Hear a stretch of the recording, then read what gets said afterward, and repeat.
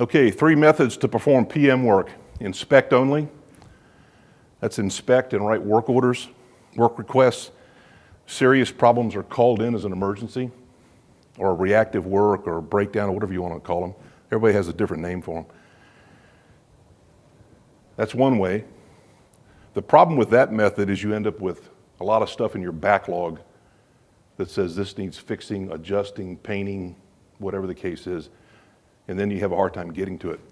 The second method is you inspect and perform minor maintenance tasks while you're doing the PM. And minor could be tightening belts, could be cleaning filters, could be adding oil to something. The key to this type work is you want to make sure that this work doesn't interfere with you completing the PM for the day or for the hour or for whatever your time frame is.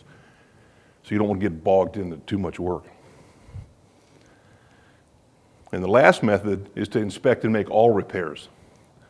And that's typically like in a shutdown period where you're taking one of your redundant systems and you could take it down and spend 8 hours working on it.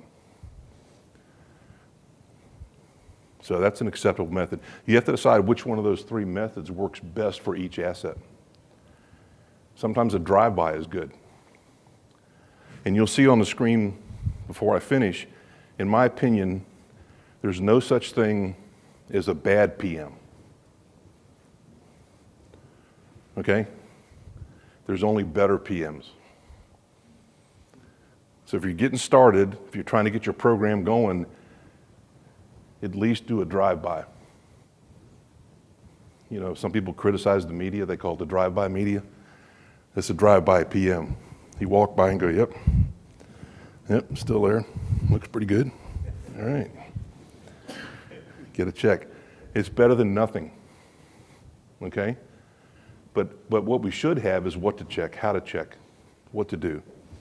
So keep that in mind. Some stuff you can drive by easily, some stuff you need to take it apart. Remember, you can also do too much PM, okay? Especially if you're taking things apart. So be careful of that as well.